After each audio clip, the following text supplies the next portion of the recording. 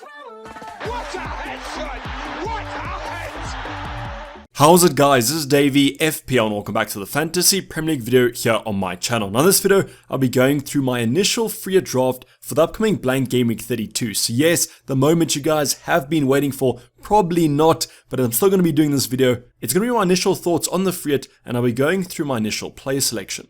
So as always, I always say the fixtures are going to be where it's at in terms of any draft. So we're going to start off this video going over the fixtures one by one, deciding what teams to double up on, what teams to triple up on, and what teams to avoid. Then using that information, I'll transfer that to the finances. We'll be going over the draft from a financial point of view first. Then to conclude the video, I'll be going through the actual team selection heading into blank game week 32. Now should I put this out there that I'm actually recording this before the Liverpool game on Monday, so anything that does happen in that game will influence what happens in this video, but I will discuss that in the future videos coming up if I do miss anything. So that's something you guys are interested in, sit back, relax, and let's get straight into it. So before we get on to the actual fixtures for blank game week 32, I just want to give you guys a reminder about some other fixtures, the midweek fixtures, but luckily though, the Champions League teams basically all blank in game week 32. So your Man Cities, your Chelseas, you don't have to worry about those injuries, but there are some other teams that might have some European commitments, so just check out for those.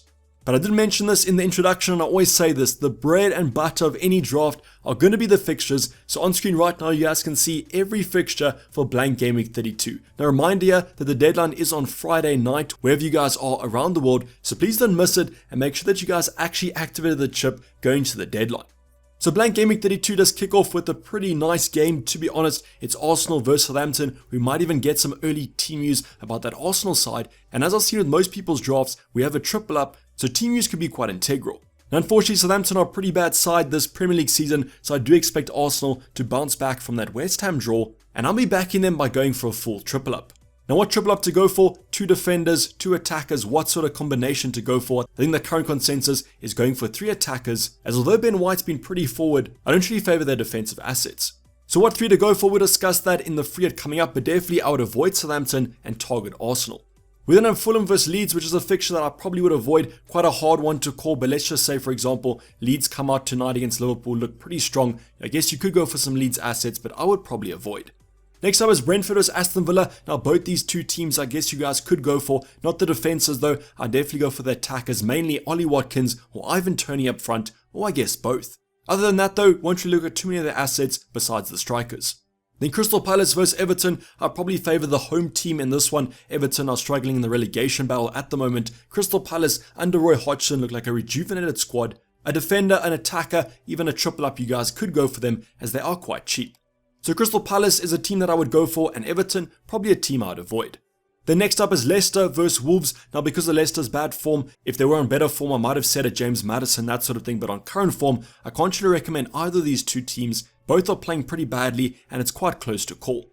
Luckily though, Liverpool up next against Nottingham Forest, a prime fixture for a triple up here. I don't think you guys can go wrong like Arsenal with any triple up. You just have to go for options that are definitely going to start against Nottingham Forest. That's easier said than done as Liverpool's attackers have come back and most of them are at full fitness, so it might be Mo Salah and 2 defenders at the end of the day.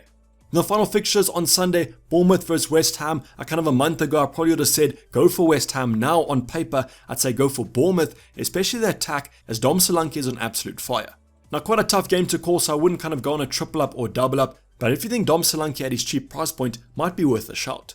Then finally Newcastle vs Spurs. Now this is the game that's going to be quite contentious. A lot of us do own a Harry Kane, a Kieran Trippier. Should we kind of play the odds here, go for either of them or go for both of them? Going for both of them, that's probably the safer approach as they are quite highly owned. But I might suggest to be a little bit differential on a free hit, pick the side you think will do quite well and then go for it. That's obviously Trippier or going for Harry Kane, as I think either of them could do quite well. But currently I'm slightly leaning towards the home side as I trust Newcastle a little bit more than I trust Spurs. Now one thing I want to note, and you guys might have noticed this as I was rolling through the fixtures, but a lot of home teams here have that advantage, have the better fixture, and that usually equals FPL points because most sides are better at home, so let's hope we get some massive points.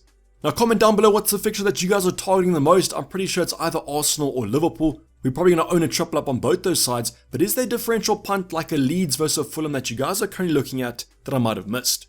Otherwise, just a reminder yet again about the Friday deadline. Please don't miss it and make sure that your chip is activated. So now let's take what we just discussed in terms of the fixtures, now let's discuss the financials, and all I want to say is that you guys are going to have a lot of money in the bank. This current draft, to put it in perspective, has 5.8 million left in the bank, so yes, you heard that right, 5.8 million, so don't worry, you guys don't have to chase those price rises because you guys can afford a very good cheap team. So what are we going over here? So I'm going to be going over the kind of most expensive options on the left, the cheapest option on the right. It just so works out that our cheapest options will be on our bench, and I'll be discussing the bench later on because on a free hit, the bench doesn't matter. Let's just say we didn't have enough money in the bank. You want to put as much money in your starting 11 as possible. You would have gone for the cheapest bench as possible, but with 5.8 million left in the bank, you guys can make some upgrades on your bench. So let's start off with our goalkeeper department, and I'll be going through both goalkeepers here. Obviously, Johnston will be our number one. Iverson will be our backup here. Don't really trust the Leicester defense, but at his cheap price point, he's worth a shout. Going back to the Crystal Palace, man, we spoke about that lovely fixture against Everton at home, looking like a rejuvenated squad defensively and from an attacking point of view, and that's already like Johnson at this cheap price point. Now in terms of goalkeepers, there's so many other options to go for, but I like the fact that you are going for a goalkeeper that might face some shots and therefore might get you some save points. But as mentioned, kind of anyone you could go for. If you fancy a Nick Pope, you can also start him in here. But maybe don't go for a Liverpool and Arsenal, as I do favour their outfield options. Let's go into the defensive department. I'm going to start off big, the reintroduction of Trent Alexander-Arnold at 7.3 million, and I've also included Andy Robertson here at 6.8. So yes, I've gone for the double up in the defense over the double up in attack, but we're discussing some other combinations you guys can look at. But just make sure that tonight these two players look fine, look uninjured, as we have seen Klopp have some potential rotation, but I do favour both these two assets to start. I just think on a free hit you guys want to go for the upside, and there's not much bigger upside than a Trent or Robertson. Attacking points could be there, defensive points could be there, although Liverpool's defense this season hasn't been that great. But I'm willing to take a chance against Nottingham Forest at home. What other fixture will you do this? So both the two Liverpool fullbacks will be in my free hit. Now my final defender in my starting 11 is going to be backing the Newcastle side of things. It's going to be Kieran Trippier at 5.7 million. Now I've owned Trippier for quite a long time, so if you guys don't want to go from, I understand it, but I just believe he has that upside like a Trent and a Robertson. Now obviously he doesn't have as easy of a fixture against Spurs. It's going to be a tough game on paper, but I do like the Newcastle defense quite a lot. But I don't think that you guys can go wrong with this back three. I mean, they're fullbacks, they're going to give you that attacking threat hopefully, and a few of these options are in set pieces. Now we're going to shift our attention to the midfield department, so we're going to skip over the bench fodder. I'll be going through them at the end of the kind of team selection. Let's bring it back to Liverpool with Mo Salah.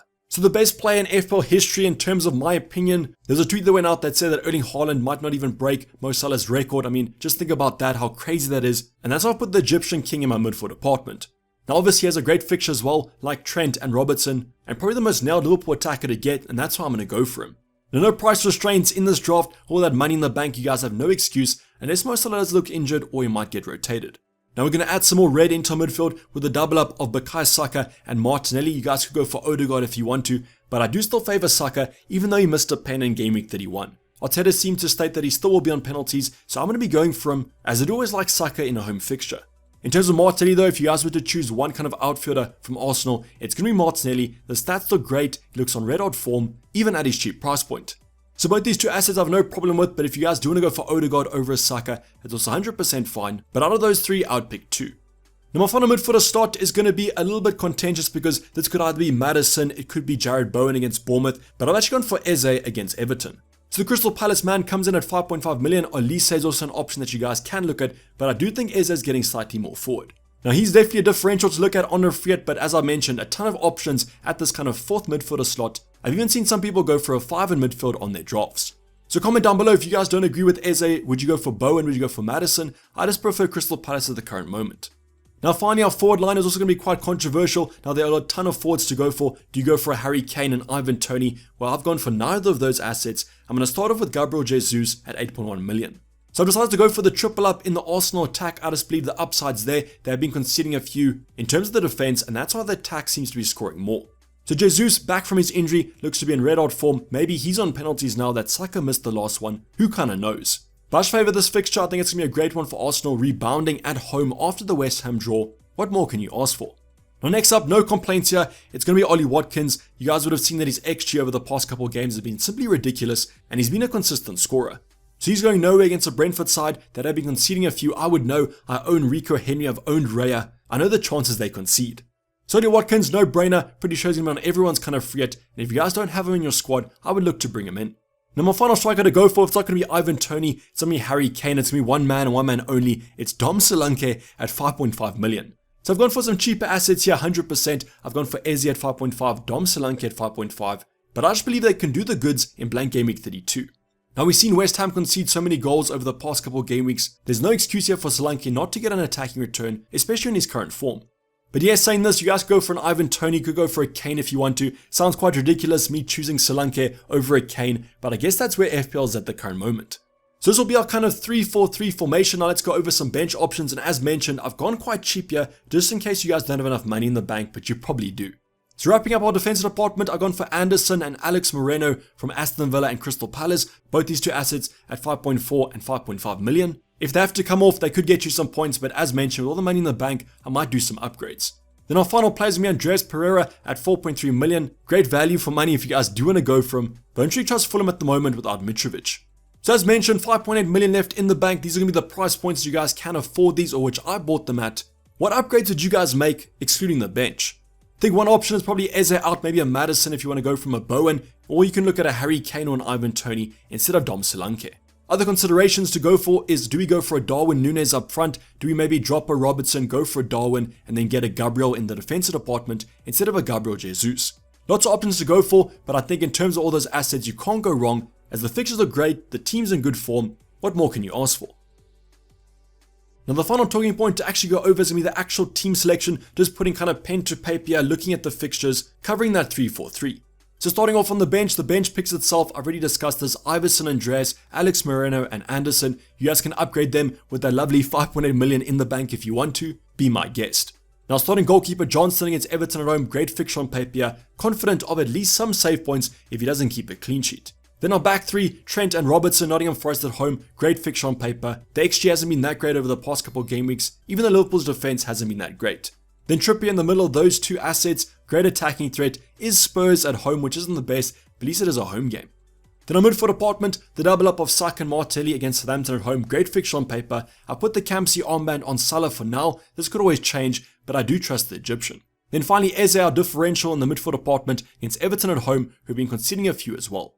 Then our front three picks itself, Jesus, Watkins, and finally Dom Solanke. 2 home games and 1 away game.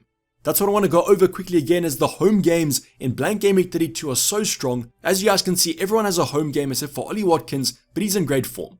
But now that you guys have seen my initial draft, there obviously could be changes here. As mentioned, I'm recording this before the Liverpool game. Maybe there are some injuries there, or Liverpool looks simply shocking. But comment down below what your current initial free draft is going to be. Then I'll be going over my latest draft in the team selection, probably coming up on Thursday. So let me know what you guys are currently dealing with and how much money you have left in the bank if you also went for this draft. That's basically all for the video, guys. Hope you did enjoy it. Please like the video and subscribe if you have subscribed yet. I'll be seeing you guys for tons of videos coming up, so make sure that bell notification is turned on. But I'm going to sign off. It's been Dayvy FPL and I'm out. Cheers, bye.